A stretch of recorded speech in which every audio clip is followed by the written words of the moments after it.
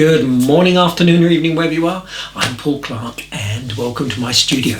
Now, what have I got for you lovely lot today? Well, as promised, it's a tutorial from our recent painting trip to Portugal at the Costa Festival, where we had a whole host of people wanting to learn watercolour painting. In fact, that's where I got this festival t-shirt from, because, at the end of the day, I do need a new t-shirt. So please come and join me and we'll paint this lovely little scene from the beach there in Portugal, step by step together.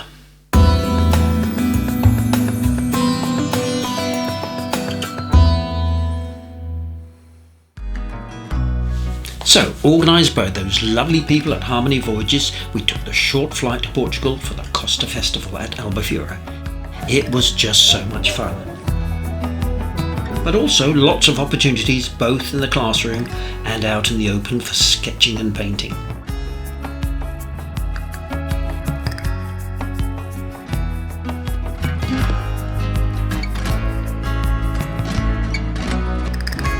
Now, on one of my little walks, I'm always searching for great painting subjects, I came across this little beach hut hiring out sunbeds.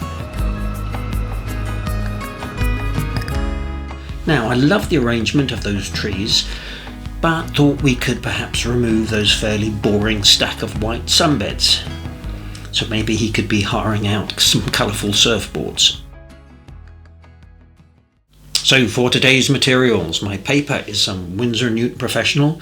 It's 100% cotton, cold press, and it's on a block so it won't need stretching. But any decent watercolour paper will do. Now for my main colours, although I may add in a few more, they are cobalt blue, cadmium yellow, yellow ochre, burnt sienna and Payne's grey. And just two brushes from my range, a number 12 and number 6 round. And here's the pencil sketch, and you can see I've added in a few surfboards, and this one is free to download from my website, link in the description below. Right, so as this is Inktober, I'm going to start with some black line work first using a Staedtler Lumocolor permanent black marker. Now any decent waterproof marker will do, but you could easily just paint this in the conventional way without using any ink first. Now I know some urban sketchers will like to go straight in with the black line without any pencil guide first, and all credit to them. I just feel more confident if I have a pencil guide there first. But with all my liner washes, I always like to create a loose, sketchy feel, and certainly the cold press paper will help with that. But I also like to work quickly with a loose, wobbly line. I'm really trying to avoid that tight engineering drawing look. Now this inking stage took about 20 minutes, so I'm going to speed up the recording.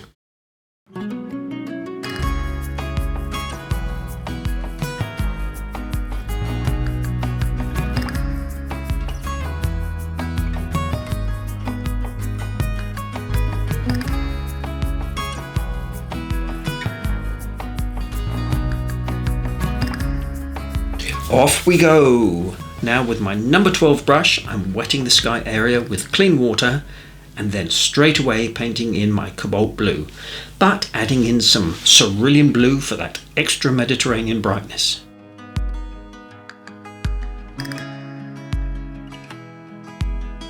Now before we go on, I just wanted to run by you a small issue I've had with a brand of cerulean blue.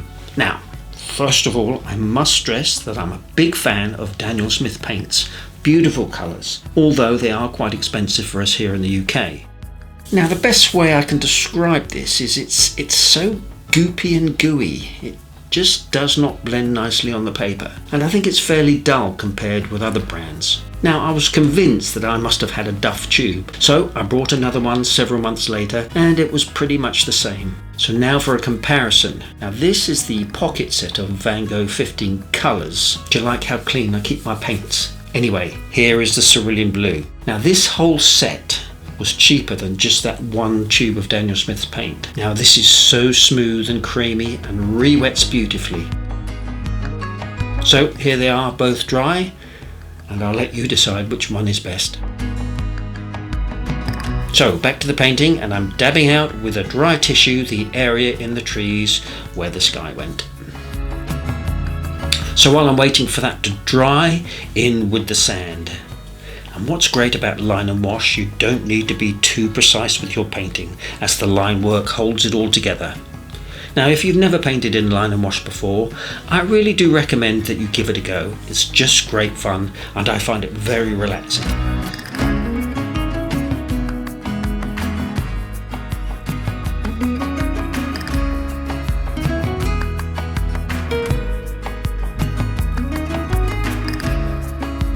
Adding in the burnt sienna here, all done wet in wet.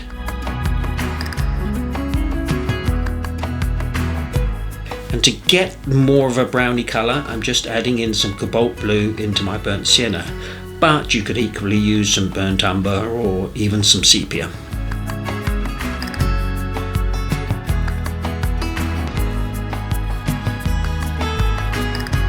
Drying my brush here and lifting out a few lighter areas.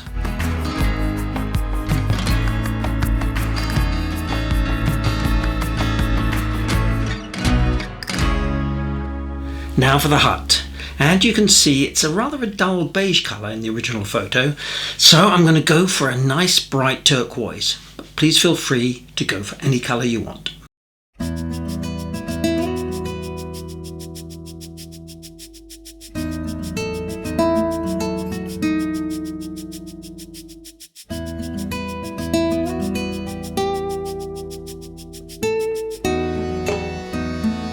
Now for all these trees, I'm using my normal mix of cadmium yellow and cobalt blue, adding in a much stronger and darker bluey mix into the bottom shadows.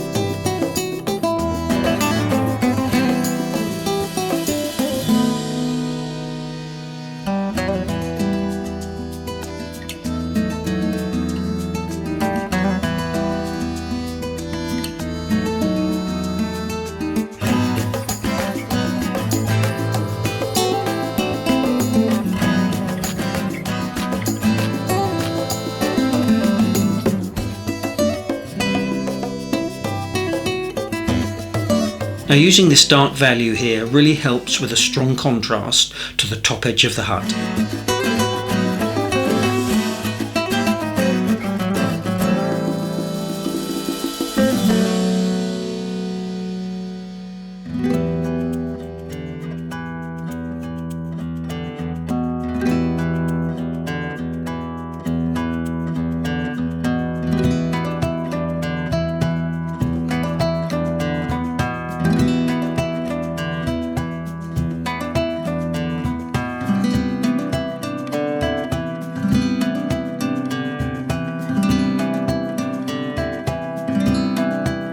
Now in these closer bushes here, I'm adding in a little bit of warmth with some burnt sienna.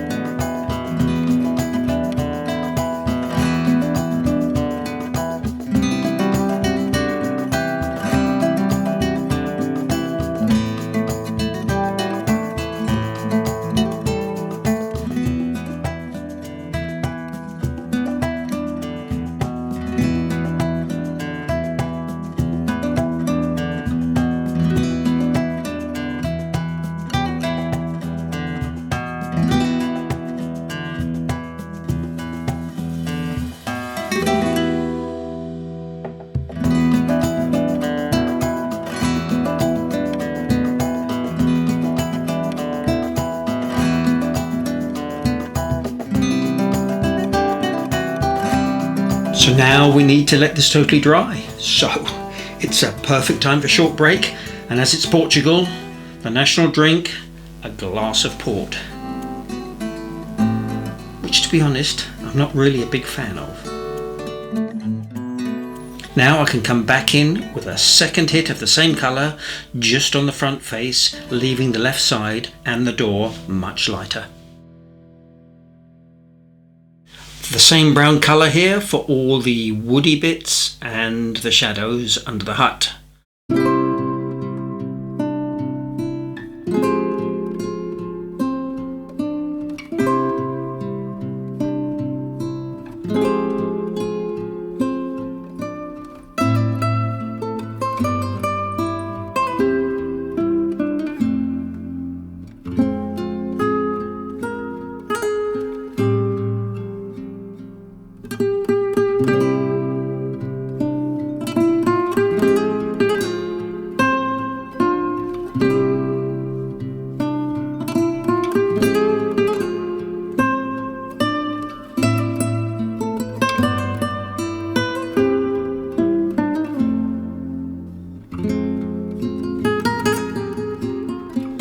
Next, let's paint in some details on dear old Alfonso here, who's trying to look busy even though there's really not many customers at the moment.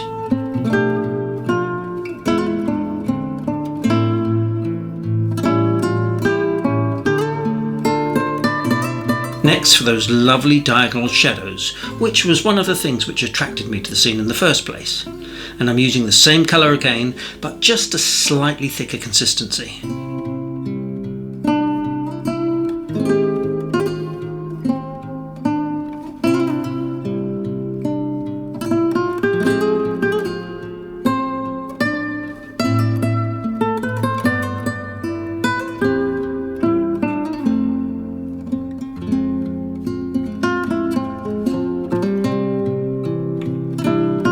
Just a touch of Payne's grey in the notice board, and a very dark value in the opening of the door.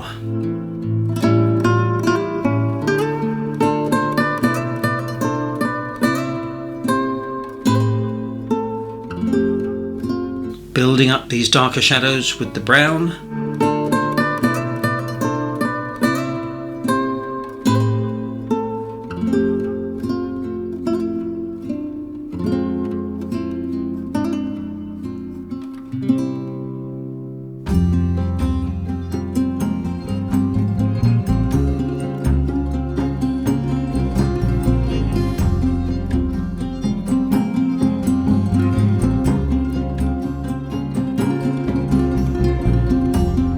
What, no splatting? Alright then, just a little bit.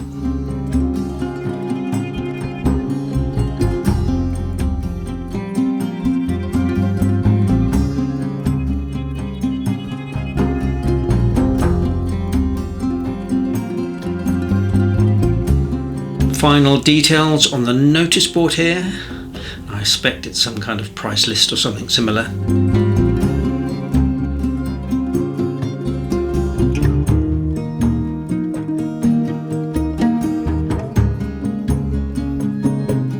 Now, for all the surfboards, I'll leave the colours up to you, but they're usually pretty bright and colourful.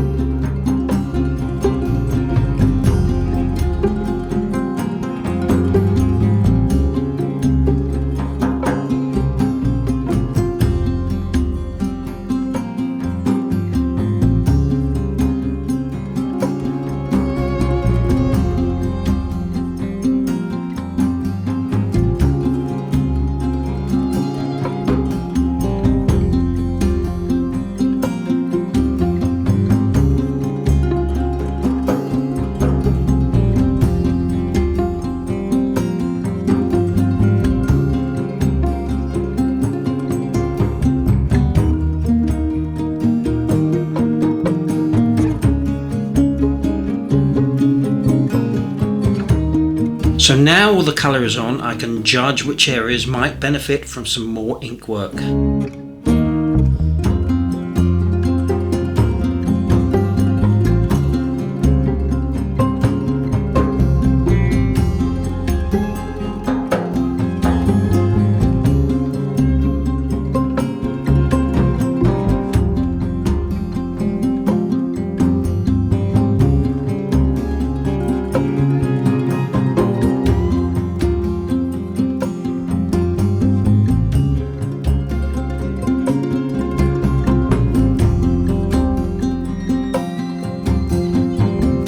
finally some gooey white gouache direct from the tube, and perhaps a few birds and a few other highlights.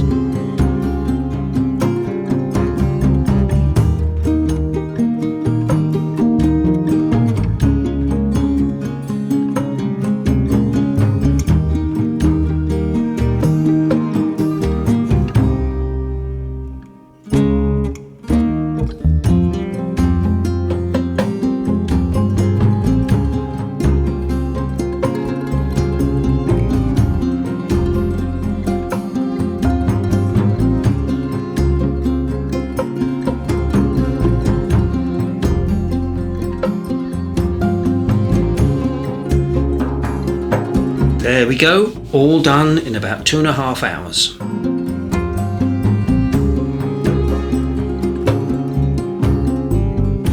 Finalizado. Well, I hope you enjoyed that as much as I did, and you'll give it a go. Even if it's the first time you've ever done line and wash, it's worth giving it a try. And if you're interested in any of our workshops, retreats or holidays, please have a look at our dedicated website below. We've got lots of exciting things coming up in the next year, including one of our own events in Devon. More details for that coming shortly. And as always, please don't forget to like, subscribe if you haven't already. It is free. Leave a comment. I do read every single one, although I can't always reply to them all. And as ever, I look forward to seeing you all again next week for another Watercolour Wednesday. Take care now, everyone.